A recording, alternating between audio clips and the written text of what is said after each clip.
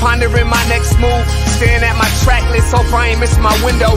Praying like a Baptist, Seattle's own. Tired of this Game of Thrones. They made a list of the best rappers, and guess who wasn't on? While the disrespect continues, I'm steady packing these venues. Guess if you ain't at the table, you on the menu. And I'm that spitter, baby. They don't want you to see, but everybody south of Capitol Hill's rocking with me. Boys smoke the trays and ponder getting their life together.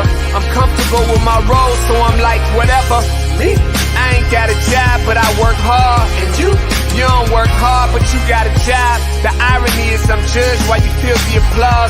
I'm slept on, that's why I had to set this alarm. My dudes is armed, I'm armed with this arm charm. Body banging like she got that cream from Barry Bonds.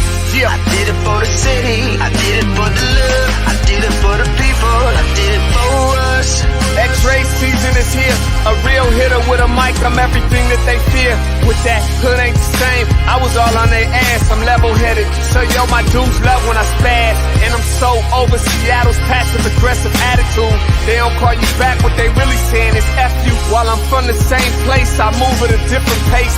I prefer if you just said it to my face, damn, I did it. I did it for the city, I did it for the love, I did it for the people, I did it for us. Average dudes with they average spit, writing average rhymes, knocking average chicks. The closer I get, I can feel the people starting to shift. I'm loyal to a fault, and everybody can't come with. Rap's a rich man's game, I'm only playing with change. They bang models and singers, I'm knocking my own flame, I'm different.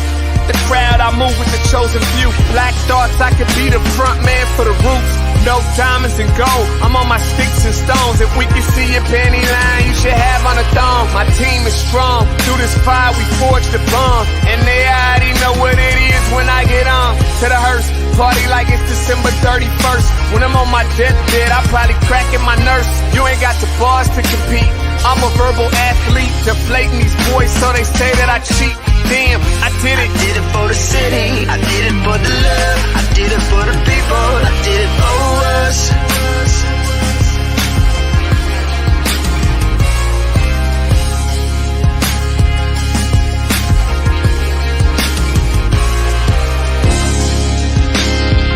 Yeah. I should probably start by apologizing for the long wait, man. You know, I know I be tripping. But I'm not just a rapper, I'm an artist. And, you know, my creative process is a little bit different than most. Nonetheless, I want to welcome everybody out to the Dre's Experience. I got TCF in the building. My whole camp's here with me. I got the band in here laying this cool-ass vibe. And I'm Seattle's own. Let's get into it.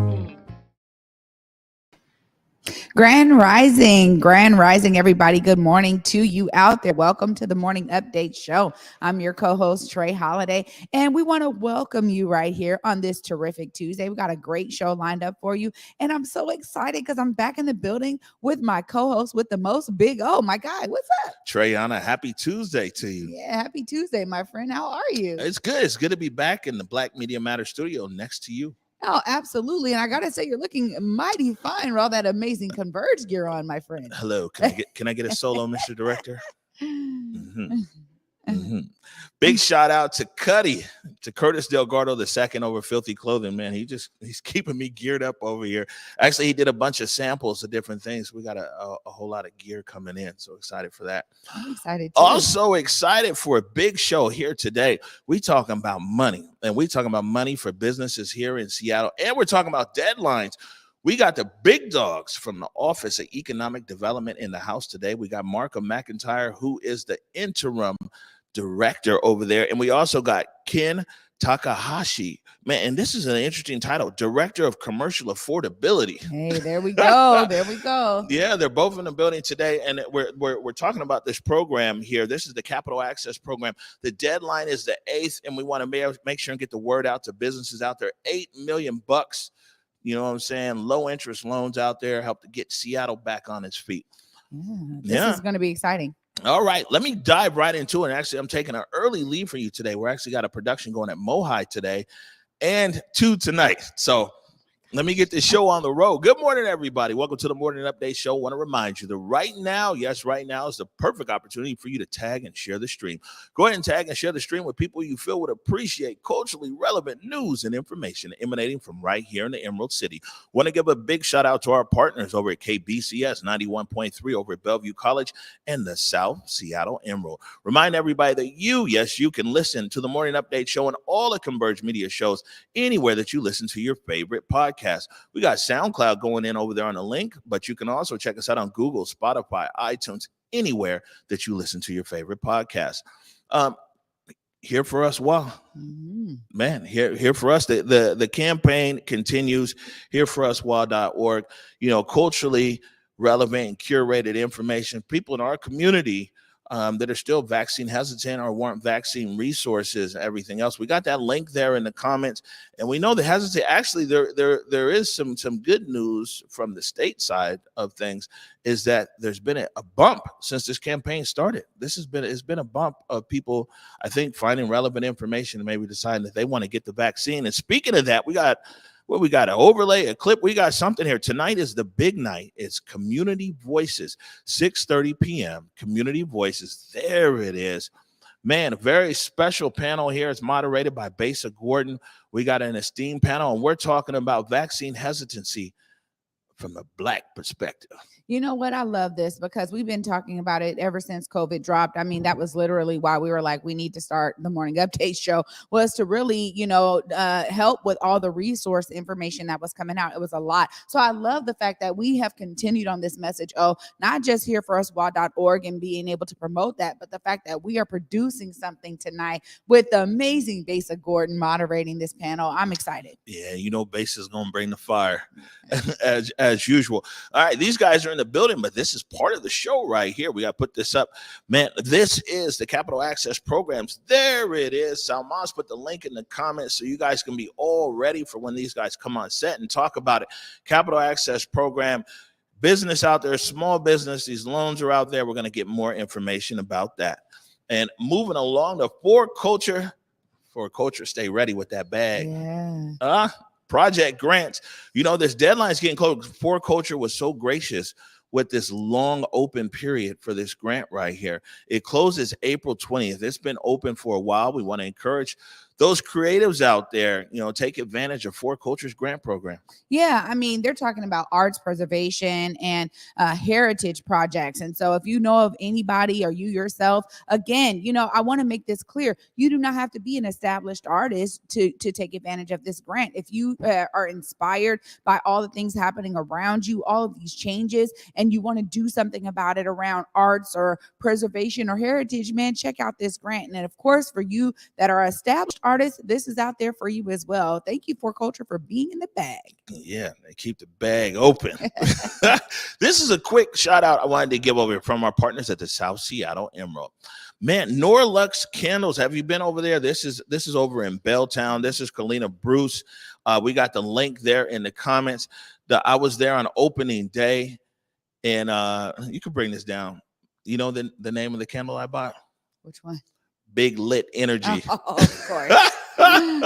Yeah, I got Big Lit Energy from over there. Check out the full article there in the South Seattle Emerald. The link's there, man, and support Black business. Absolutely. And shout out to you, Kalina, because it's a beautiful thing to know that we have not just a place to buy candles, but a candle bar. So that, there's a whole thing where you can go and try to do some different things, make your own candles. I'm excited. I'm definitely going to be checking it out. Right. And real quickly, just to let people know, kind of like how there's paint and sip, you can do a paint and sip. You go there and you actually make a candle, the colors of the wax, the fragrance. I see Markham shaking his head over there. She might have a new customer on the way.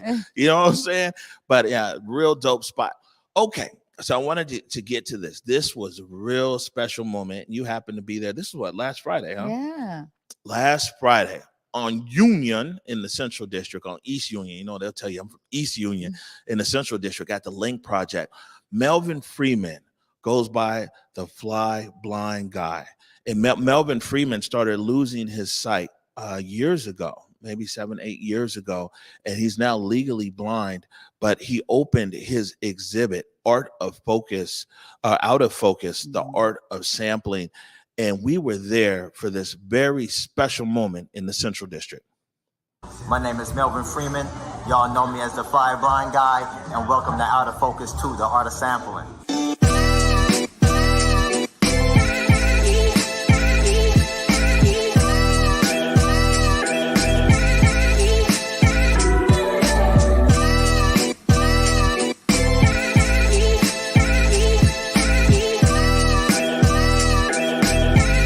Right now I'm presenting all the work. The work's been sitting and waited. I've added like 5 pieces, and it's all the money shots, 3-dimensional money pieces. So we stacking layers. You got pictures sandwiched in between money, beautiful candy-coated frames. We got a joint here that's live. We got the coffee tables here. Everything, man. Being an East Union kid growing up right here on this block, to grow up here and run these streets right here, and to become a professional artist and then have an exhibit right here on this block is full circle for me.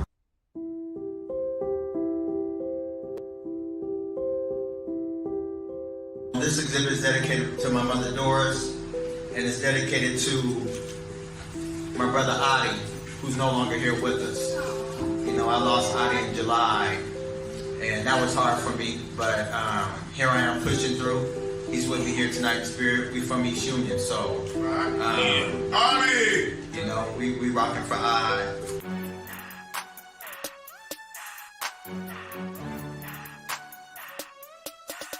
This art exhibit, Out of Focus 2, started with these turntables right here. I built this set of turntables when I went to blind school. I went to an adjustment for blindness training school in Minneapolis, Minnesota in 2016. And I had to build an art project out of wood in our wood shop, and they had to approve it. And they asked me what I wanted to build. I said I wanted to build a turntable. And my art teacher was dope, Martin Barlow. He was like, yeah, that'd be dope. And then the next day I said, I want to build a whole set. 2 turntables and a mixer.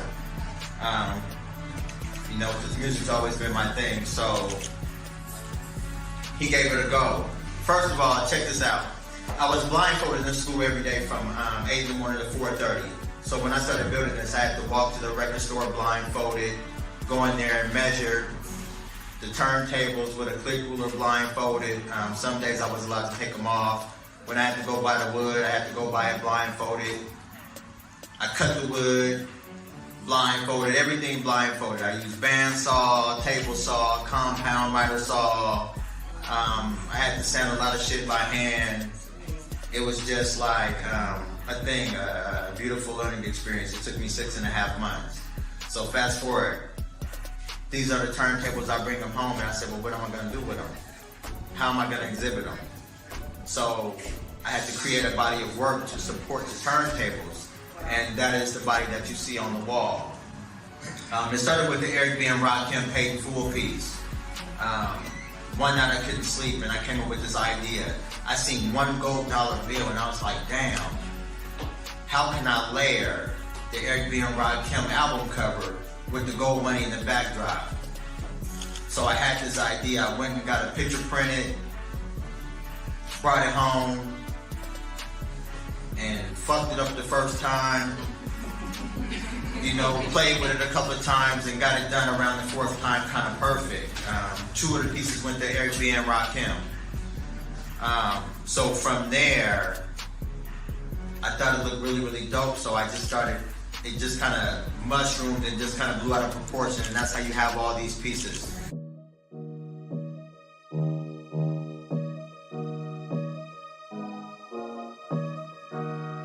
I titled it The Art of Sampling because the turntables in hip-hop was used to sample, and hip-hop was created, off of old soul, off of funk, disco, and different things like that.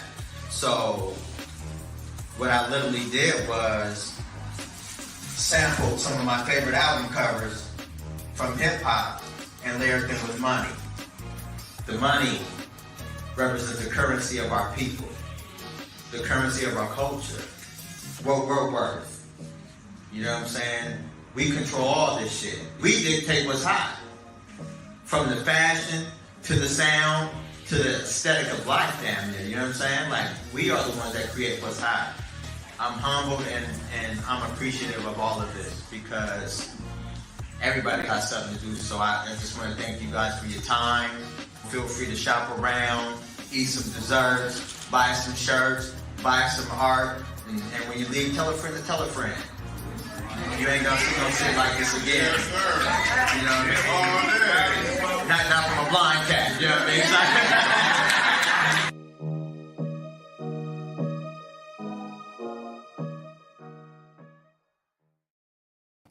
Oh my gosh, it's such an amazing piece. And being there was so really, it was breathtaking, honestly. You know, growing up right there around the corner from Melvin, I always called him Big Bro. And I lived literally next door to Audie for so much of my childhood and didn't know that we shared family. So it really is just such a beautiful story, you know, about his mother, Audie. To be honest, all of the art pieces really spoke so much to me because it's just the culture. I mean, you're talking about albums and different pieces, even that scene from Belly. It's like these are things we grew up with. Oh, it was beautiful, man. I think Melvin Freeman, I mean, one amazing story. You know, I've gotten a lot of people hitting me like in the DMs who are woodworkers. And they're like, yo, this takes skill having sight. But to make 2 turntables and a mixer blindfolded, Yeah, come on. right? And then all the art in there. And you see, this is what we talk about when we talk about people translating the culture into art. Amazing exhibit. It's going on until next month. And, you know, I really encourage people, don't only stop by, buy something, man. Yeah. You know what I'm saying? Buy, because those are real bills that are in the art. So you know what I'm saying? You need to pay the fee and support art. And once again, by the way, the Camera Phone Collective strikes again. Yes, it looks so good too. Yeah, I didn't have my mini mic with me, but like, yo, the Camera Phone, I tell you, man, some of our best stories come from just popping up and being like, oh, wow, there's a story here, and taking out the phone. Yeah. People always think you got to have a big camera, this and that, but the story is the story. Yeah, absolutely. Always capture it well. And I got to say, too, I mean, you got a quick glimpse right there of the treats, but they were all mimicking every single one of the pieces that were there. I mean, talk about coordination, man. We know how to put on events. Melvin Freeman not only is an amazing artist, but he got swag and style. Really. You know what I'm saying? Good stuff there. Like I said, that's at the Link Project on 20th in East Union. Yeah. You better put that East in there. Right? Yeah, and man, rest in power, Audie. Man, we're gonna take a break right now. When we come back, we have Mark. No, yes, it's Mark. There he is. Marca McIntyre. He's the interim director over there at the Office of Economic Development here in the city of Seattle. You are watching the Morning Update Show. As a non-binary Black femme, a lot of my identity is rooted in body. Once the vaccine was introduced, it was really difficult to think in terms of safety as well as autonomy. As a Black American, the relationship with government is very complicated. It's hard to trust. A lot of these conspiracies are really impacting people making a decision, especially with Black folks, to be clear about what we're doing. I think it's just a well-rounded conversation to see what's best for us. Hey there, it's Trey Holiday. And of course, Besa and I had to take a trip back to Market Street Shoes to grab some items. They always know what to show us. And let me tell you, we both spent quality time to be sure we collected some amazing additions to our wardrobes. They have some of the most unique bags, shoes, and accessories. I mean, the whole shebang. It's always a good time when I get to shop with my girl Besa. Make sure you go check out Market Street Shoes, y'all, and you too can walk out with some dope gear.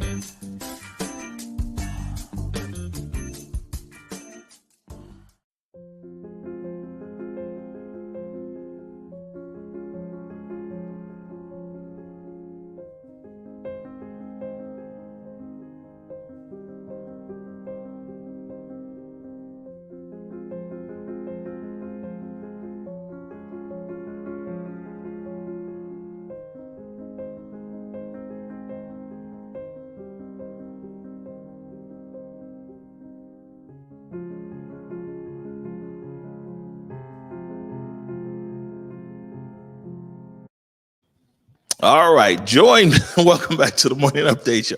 Now I had to take the beanie off. You know, my mama watching. I'm interviewing a director now. You know what I'm saying? What you interviewing that director with that beanie skull cap on your head? Welcome into the set right now, Markham McIntyre, Interim Director, Office of Economic Development, City of Seattle. How are you? I'm doing well. Thanks for having me. Fantastic. Welcome to the Black Media Matter Studios. I appreciate it. It looks great. I'm glad to be here. All right, good stuff. Okay, so I'm glad that you came here today because OED, to be honest with you, for the everyday person, a lot of people don't know that this is a department that actually exists. You know, of course, people know about parks, they know about neighborhoods, they know about arts and culture, but OED, before you tell us what OED does, maybe you can tell us a little bit about yourself and your journey to becoming interim director over at OED. Sure. Well, many years ago, I was a farmer over in East King County. And that was my first exposure to kind of what it takes to run a small business. And no matter kind of the values that you have for that business, you still have to run in the black, right? You still have to figure out a way to make a profit.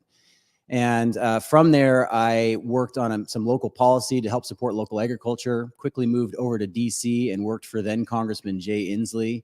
I then worked on his gubernatorial campaign in 2012. And then in 2013, I started working at the Seattle Metropolitan Chamber of Commerce, which is a regional business association that supports businesses large and small throughout the Seattle metropolitan region. And then just a month ago, I started as the interim director for the Office of Economic Development at the City of Seattle. Right. And why do you think Mayor Harrell tapped you for the position? I think it's because first of all, Mayor Harrell cares deeply about the business community. He's been very open with that on the campaign trail. And then also as in his first 3 months as mayor. And that's a little bit of a different flavor coming out of the mayor's office, where there's sometimes been some antagonism between the business community and the city government. So hearing Mayor Harrell really wanting to support the business community and kind of figure out what can he do, what can the city do to help them thrive, really inspired me.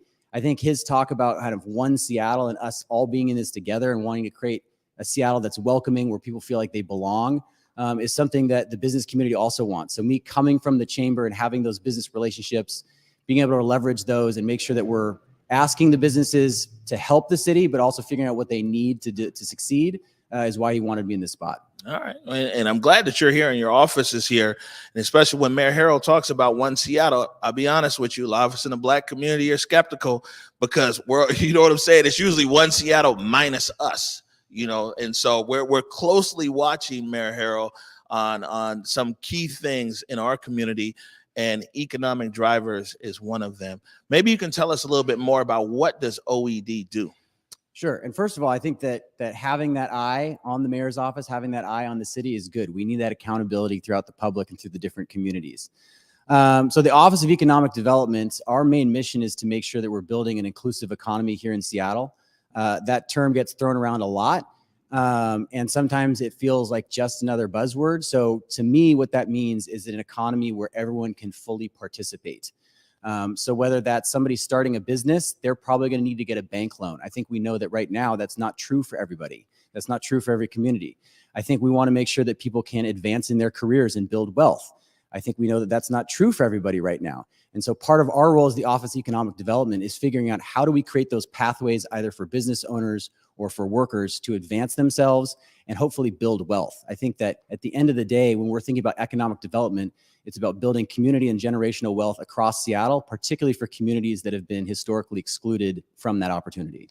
All right. And what are some of the like programs or initiatives that OED has done or planning to do? I know we'll talk about the capital program, but what's going on over there that the average person, the small business owner, can relate to? Well, I think the Capital Access Program, I know Ken's going to talk about this, but it is such a good example because when you talk to small businesses, especially coming out of the pandemic, where a lot of them were just hammered by costs and not necessarily having the customer base to support them, it's access to capital, right? It's being able to get money to grow your business, to support your employees, to kind of expand your markets and expand your customers. And so the Capital Access Program is a great example of how we can help create better access for businesses to get that money that they need to then grow their business. I'd say another thing is throughout the pandemic, a lot of businesses were trying to figure out how do I apply for federal loans? How do I apply or kind of get my business set up so that it can be successful throughout the pandemic, try to pivot to maybe working online. We provided a lot of technical assistance from the Office of Economic Development or through a variety of community groups throughout neighborhoods to make sure that those businesses had that kind of technical expertise to help them figure out what they were going to do next and make it through the pandemic, ideally so they can recover and then start thriving again. Yeah, because, a few things is a lot of times government programs and assistance and things they do, we call it the chicken dinner. And the chicken dinner is big in in the construction industries. What the chicken dinner is that the big developers and construction companies, they'll call all the black contractors to a nice dinner. Most times they serve chicken, and they'll be like, oh, we want you black people to work on our buildings. We want to hire black contractors and this and that.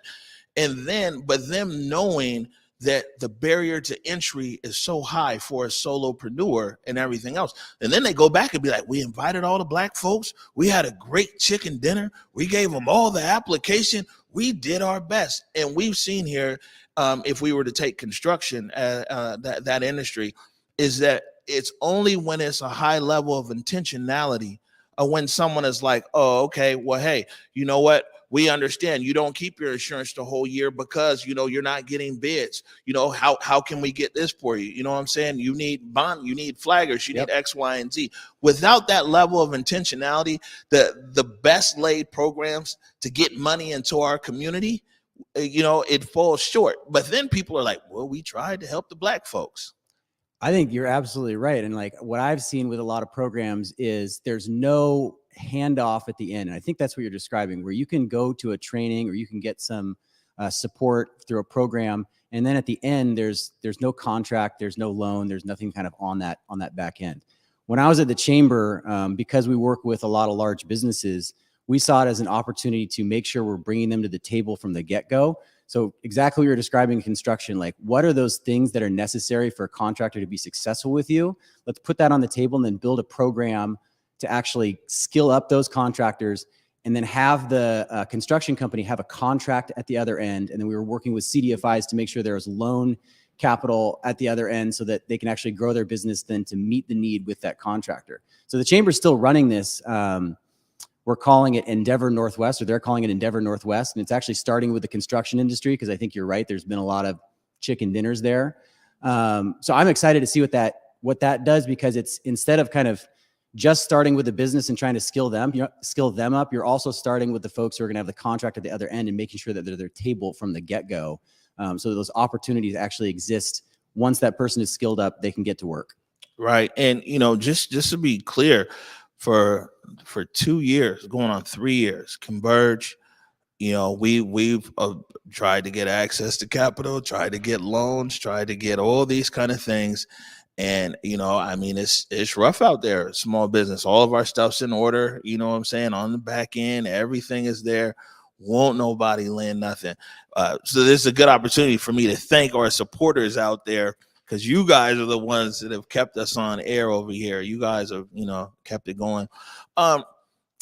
Before I let you go here this morning, what other information do you want people to know about OED? And also, what can the larger Seattle community be doing to support business and business growth? Well, I'll start with the second question first. What we can do to support business and business growth is to support our local businesses. You guys talked about the Link project earlier. That's actually where we launched the Capital Access Program. We did a press conference there with Mayor Harrell. So going to places and spaces like that and spending money and making sure that we're actually supporting those businesses is hugely important. As people come downtown, as they go back to the neighborhoods, as spring starts springing, we've got to make sure that we're out and about and supporting the Main Street businesses. I'd recommend going to a place like intentionalist.com and figuring out what they've got going on. They often run a lot of incentive programs and work with local businesses to make sure that they're getting some shine on their site. But what I'd like people to know about Office of Economic Development and how they can participate is we're all in this together. When the mayor says One Seattle, it really is about us trying to pitch in together to build better communities, to make a place where people belong. Our role is to try and help businesses belong in that One Seattle.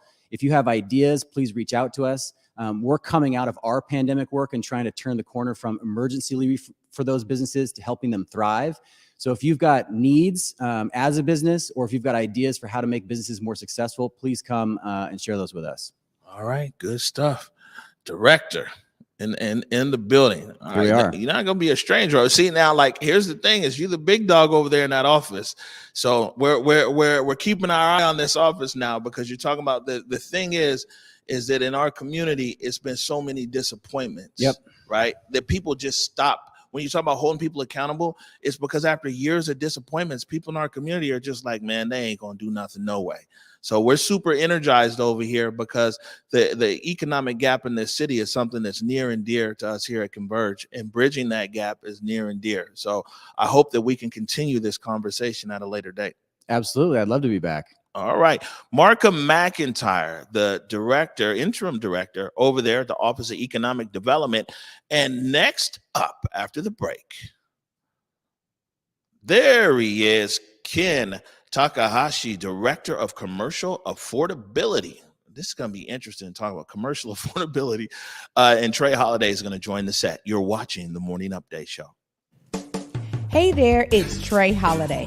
And of course, Besa and I had to take a trip back to Market Street Shoes to grab some items. They always know what to show us. And let me tell you, we both spent quality time to be sure we collected some amazing additions to our wardrobes. They have some of the most unique bags, shoes, and accessories. I mean, the whole shebang. It's always a good time when I get to shop with my girl Besa. Make sure you go check out Market Street Shoes, y'all, and you too can walk out with some dope gear.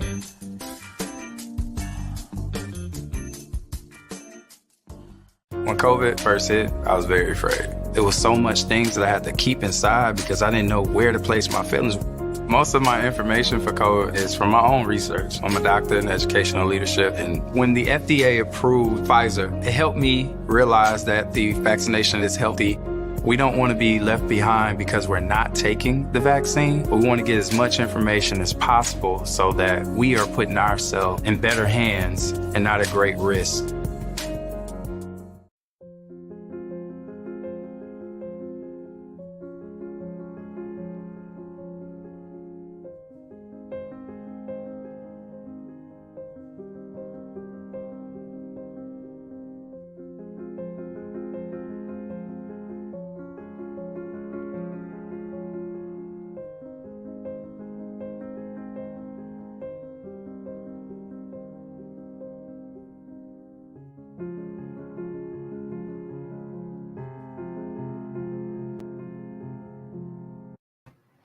Wow. Welcome back, everybody, to the Morning Update Show. I'm your co-host, Trey Holiday. What a great interview. And we get to continue in the discussion. Right now, I have Ken Takahashi joining me. All right, Ken. I mean, you know, they set the bar out there. Director of Commercial Affordability. Just tell us a little bit about what you do there at the Office of Economic Development. Sure. And thank you for having me here. It's so great to be here.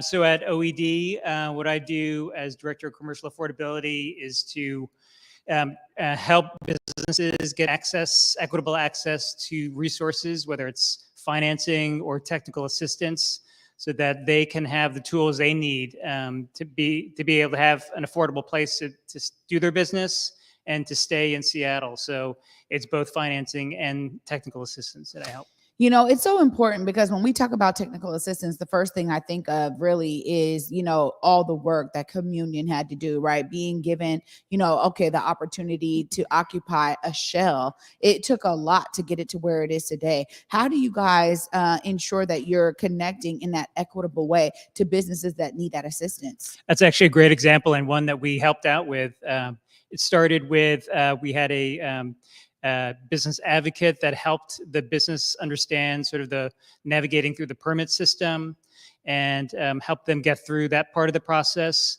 It was a nice handoff to me then for me to help them think about, okay, in this new location, it's going to cost a lot of money to set up their space. So how do we help them with the build out? So we help provide them with a tenant improvement grant to lower the cost of that funding. along with other technical assistants to kind of navigate through the process of hiring a contractor and getting the build out done. So it's the kind of thing that we helped out with the other businesses in the Liberty Bank building, whether it's Earl's Cuts and Styles and Cafe of Old that's going into that space. We helped all of those businesses there. Well, that's a great segue to my next question, because I'm really wondering, like, this was kind of a high profile, build out. This was a high profile project, right? Development project. But for somebody who's like, oh, I don't have those connections, how do they reach out? How do they get connected to these advocates you speak of that are then, really bringing those businesses into the opportunities at OED? Sure. And I think we need to do a much better job, as always, to reach out. And I think being fortunate with the amount of one-time resources we're getting through the federal stimulus and through city funding, it's going to give us the opportunity to have real resources to help them with funding and with more technical assistance programs. And we're really demonstrating how the kind of one-time assistance we have really should be our kind of base level of support, and to make sure that our staff at OED is out there and making sure everyone is aware of these opportunities and finding out great ways to work through our neighborhood partners and just to kind of get the word out to make sure they understand those opportunities. Well, we know that there's a lot of events, particularly when spring starts to spring, summer coming around. How are you guys connecting with some of these community events to try to maybe table or to get information out there where there's large amounts of people already, coming together? Oftentimes, a lot of vendors too that may need this information. Sure. I think one big way we try to help is through our neighborhood business district program. It's called Only in Seattle. And what we do is we work with our neighborhood partners to help them with those events, to help them get those through, help them plan out not only the events, but also just holistically with their district. How do they market their neighborhood? How do they brand it in the right way and give them support to think through that entire strategy? So it's not just a one-time event, but it's the entire kind of process of how to build up a neighborhood. Yeah, I think it's really true. And so much of that is community centric, right? And we talk about kind of a loss of community a little bit with gentrification, because you got a lot of people that are not from here that are like, okay, I just go to work, I go home. So maybe there's a disconnect there. But I got to talk here about the vacancies. We see a lot of vacancies in terms of commercial property in some of these buildings that many would consider unaffordable, right? So it's kind of only there for certain people that can afford it. But there's a lot of vacant space at the bottom. We're talking about mixed use. However, a lot of these buildings are being built and the mixed use is not yet happening. What are some of your thoughts about that? Or has your office actually planned out how you guys can inject some much needed assistance to ensure that businesses are able to populate those spaces? Yeah, sure. We're trying to address that at different levels. One is working with our neighborhood partners who really want to advocate for themselves and to talk to developers and to tell them about the local businesses that can go into the space there. And so we're helping those partners understand sort of what the best opportunities are in terms of space, connecting them up with some consultants to help them think through that whole strategy of what are the great spaces to really prioritize. And so that's one level. We're also helping them with the tenant improvement grant program that I talked about before. Again, pairing that with technical assistance. So we have the consultants to help businesses talk to the landlord, to help them kind of think through how do they best negotiate for themselves, kind of the best rent and the best sort of tenant improvement allowance that the landlord would provide. And then we would come in with the funding for the tenant improvements. And also a new thing we're going to have is the Small Business Ownership Fund, is to help small business actually buy a ground floor space to have a real permanent affordability solution for to stay in the neighborhood. Yeah, staying in the neighborhood is one of those things that I think has gotten tougher and tougher, particularly as we digitize our world more and more and more. And so this idea, we've seen it kind of with this huge tech boom, a lot of folks shopping online, and less people are going into brick and mortar spaces. So it's great to hear that you guys have all these programs to really try to break down some of those barriers that exist for small businesses. And that lends me right here to the Capital Access Program. From your perspective, how are you particularly engaged with this program and this level of funding? Yeah, I think it starts with back when the pandemic started, we were scrambling to figure out how do we help out these businesses not knowing where the endpoint was. And so we put a lot of short-term grant money out there. And then, quickly realized this recovery period is going to be a long one. So we need to figure out how to pivot from that and to something more longer term. And that's when we started to design this program. The idea that we can provide more financing amounts, larger amounts, that'll cover a longer period of time, giving them a longer runway to recover, and in a way that we can quickly get the dollars out for us not to try to become lenders overnight, but let's work with those community lenders that have a track record of serving underserved businesses and figure out how we can put in city funding to make that financing even more affordable. So that's what the idea behind the Capital Access Program is about. Well, I think it's so necessary. Obviously, we've been talking about how hard hit our businesses were during this COVID pandemic. But I also think too that so much of it is accessibility. I mean, we're talking about a lot of businesses who sometimes just don't know about these opportunities, and then they miss the deadline and it's done. We're also talking about one-time funding sources with something like ARPA funding coming from the federal government. What are some of the things that you guys are thinking about in terms of recurring funding? Because you were just talking about that earlier, that you guys are doing more funding to allow for a longer runway. What are you guys thinking about in years to come? Because this is going to be something that I think a lot of businesses will be able to utilize to kind of, scale their business up as well. Maybe getting it out of a home service and doing something that is more in the commercial space and brick and mortar. What are some of the things you guys are thinking about in that regard? Sure. In terms of like beyond this Capital Access Program one-time funding, I think establishing and strengthening our relationships with these community lenders who have ongoing funding, and figuring out how do we continue that? How do we strengthen that relationship? And for us to come in there with technical assistance to help more businesses qualify for that funding. I think it's talking with our congressional delegation to try to find out how do we get an ongoing source of federal money, because in this state, there are some restrictive rules against us using city general funding for direct business lending. So we need to really be creative in accessing federal money and working with our partners, the community lenders who have that funding. Yeah, I think so much of it is that, there's a call out there because there's a need, right? We think about supply and demand, but there's a need right here in terms of, business funding and the injection of this funding. Now, Omari and I have been talking about, where this money came from. We understand that there was $5 million that was actually taken out, and the mayor made sure that $5 million came into this program. Tell us about that, because there was some issues in the community because that money was supposed to go to another source. They didn't realize that the mayor had the authority to kind of pull some of that money. Tell us about that $5 million that we know came from another budget.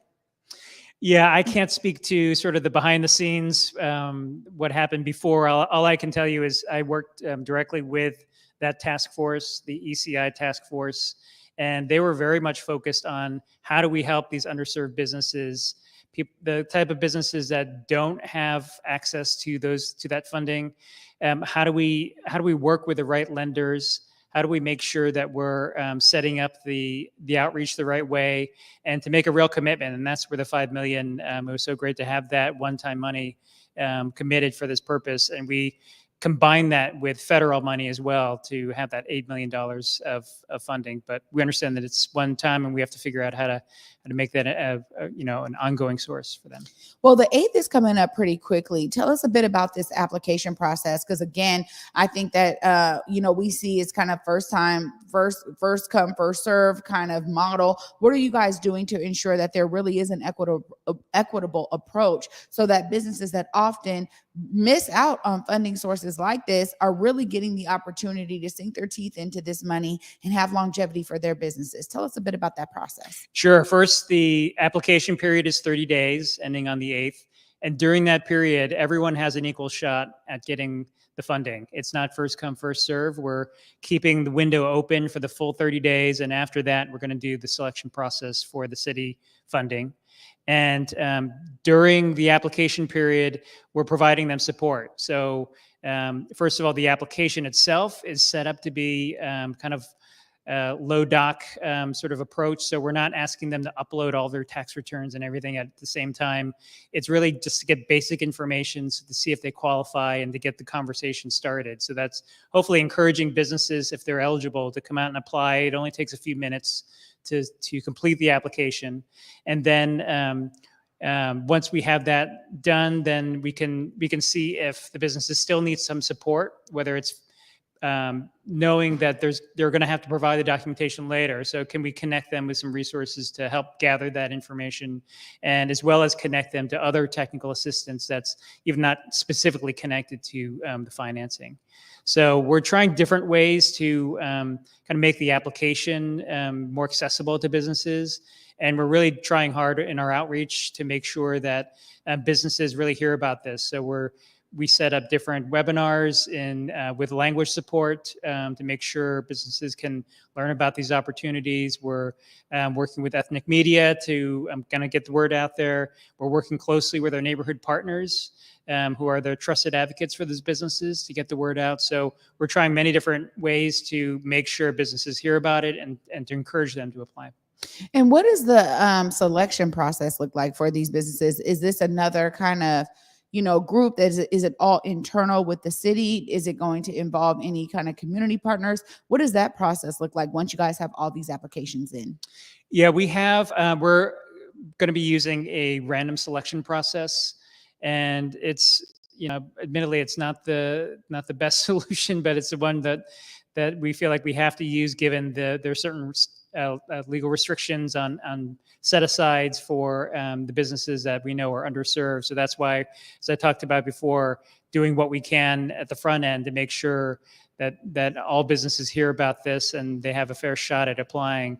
But once the 30 days are up, then we will do a random selection process to get those businesses. Wow. I mean, we're having AI working hard with the random selection process. I understand. I mean, we've heard about this, and sometimes it's, it can go either way, but it's almost like a lottery, right? I mean, it's like you're putting your name in the hat and you're hoping that your name gets drawn. So randomly selecting these businesses, is it going to be, have you guys already thought about, kind of any fallback from human error on any of that? Or is it something that is totally automated?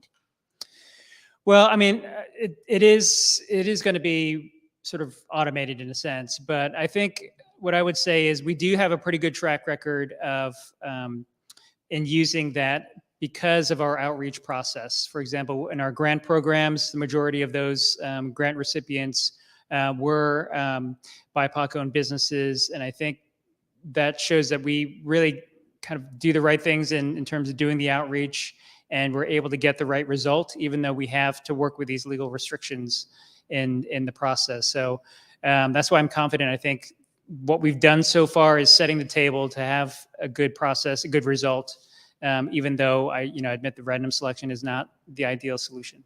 Well, we're talking about $8 million here. If I'm a small business and I apply for this money, what does it look like? Is it based on need? What are the award amounts that are going to be coming out once you are selected? Sure, it's based on need. So it's first, we're working with this existing loan product that businesses will be evaluated by these community lenders, and they'll determine what the need of the financing is, and the loan can go up to $150,000. And then the loan has an interest-only payments for the first year, 4% interest. And then what the city money will do is to come in at year 2 and reduce the amount of the loan by 25%. That's really, I think, a good program. But how have you guys thought about some of the barriers that we see, particularly in the Muslim community, where they're not able to access this type of funding based on that model of interest? Have you guys thought about that? We're working on that, and we're working with the same community lenders who are trying to tailor a product that deals with the interest issue. And so we are always looking for new resources, and we expect to be working on that issue and addressing that specifically in the next funding.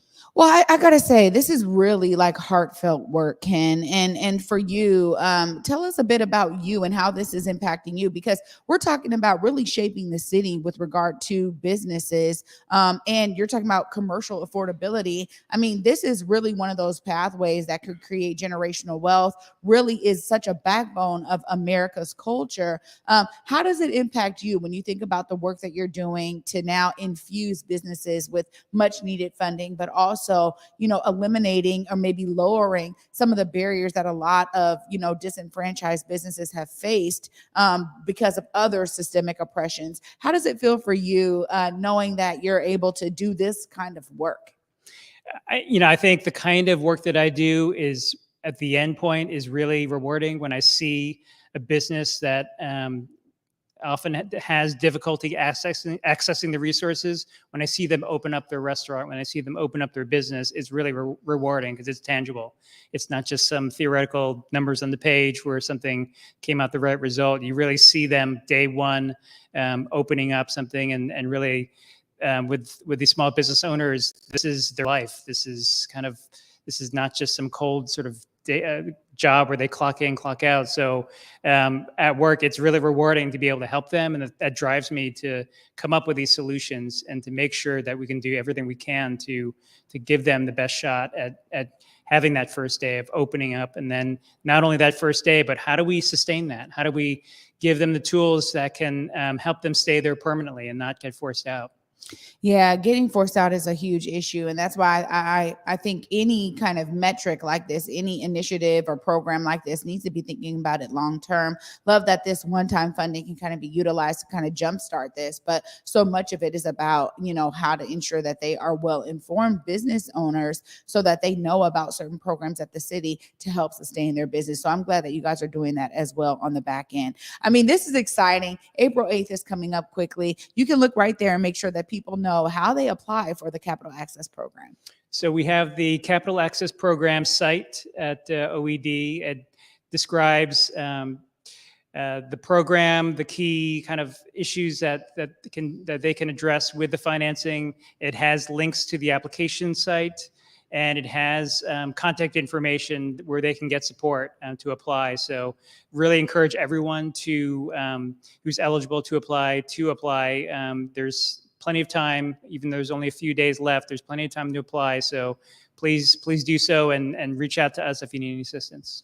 Well, Ken, thank you so much for being on the Morning Update show today and for bringing this information. It's much needed in our community. I know that much. In particular, we've seen a lot of businesses be shut down due to COVID. And I'm wondering if this is just what they need to get back on their feet, to maybe, think about some of these commercial spaces, how they can occupy them. So just so grateful to learn from you today and for bringing this information to our audience. Thanks so much. It's great being here. Absolutely. Well, you guys heard it right there from Ken himself. There is this program available. If you guys know of any small businesses that can utilize this Capital Access Program funding, please make sure that they are going to the website at the City of Seattle and that they are looking for this resource. You guys, after this short break, I'm going to just end with a couple of announcements that we have coming up for you. Stay tuned. You're watching the Morning Update Show.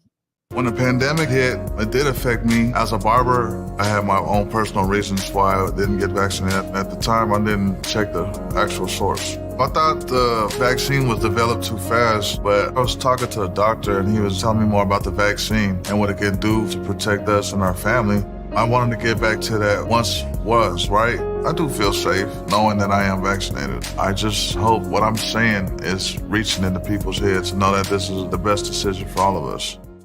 Hey guys, Besa Gordon here, and before heading to Belize, Trey Holiday and I had to make sure we linked up with our good friends over at Market Street Shoes to, of course, grab a few things for the trip. From bags to socks, shoes, sunglasses, earrings, and more. Before going on any trip, make sure you stop at Market Street Shoes. Trust me, you'll find just what you need to make your trip not only enjoyable, but fashionable.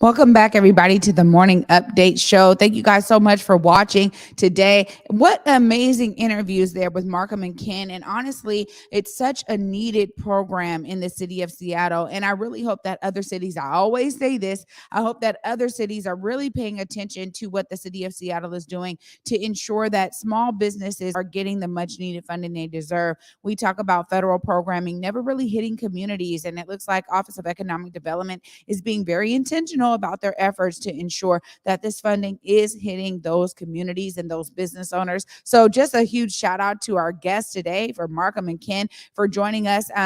Great information all around. And we love to hear from you guys too. If you guys have questions that we can forward over to them, or if you guys know of people that are looking for this kind of funding, make sure that they know about this opportunity and this resource. It is needed. Well, you guys saw it right there, but of course, we're excited for our community voices tonight at 6:30 p.m. right here on Converge Media Network. It's going to be an amazing discussion, and Base is going to be bringing it home with her moderator skills. Clearly, we have a great esteemed panel there that has been curated to really talk about some of these issues that we've been seeing in Black community around COVID-19 hesitancy. So I'm so excited that we are doing this. We've been talking about it for a long time, and I'm really excited because at 8:30 p.m. tonight, my brother Proof in the Play, Truth with Proof, you guys, he's going to be here at 8:30 tonight. It is his pilot episode. So we want to make sure that we show up and show out for Proof. This has been a long time in the making. And I'm telling you, he has so much energy, so much excitement for this and for you guys to be tuning in to watch his show tonight. I'm really looking forward to it. I hope you guys are too. Thank you guys so much for watching. As O said earlier, got a lot of stuff that we're doing today. So we're going to end a little bit early, but we always want to thank you guys, all of the supporters out there, for watching, for donating, for tagging the stream, for sharing the stream. Thank you guys so much for really, participating in what we're doing here at Converge Media and in the Black Media Matters studios.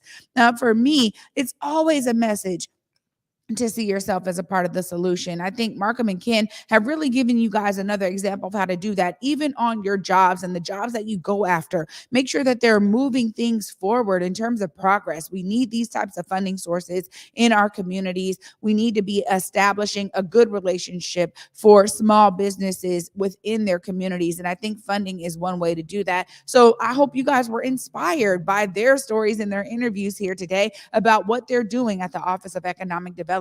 So trust me, you don't only have to do it in community. You can do it in your job as well. But just as long as you are seeing yourself as a part of the solution, we'll all be better for it. As O would say, go forward in your purpose, go forward in your humanity. Until tomorrow at 11 a.m. Peace.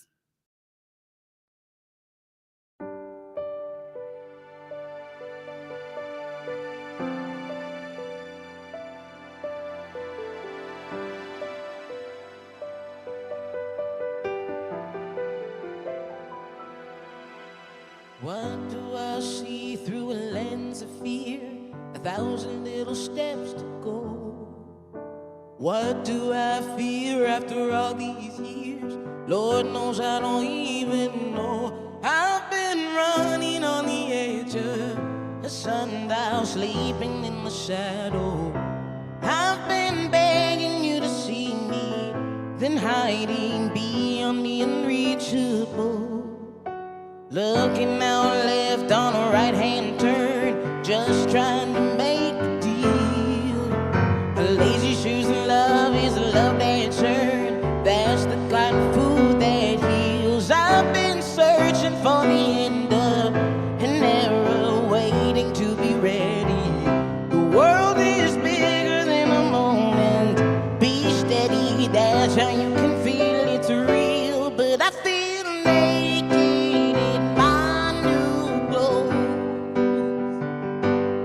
I got used to hiding the holes. This old world got new tricks and I'm in the thick of it. This I swear I'm already sick of it.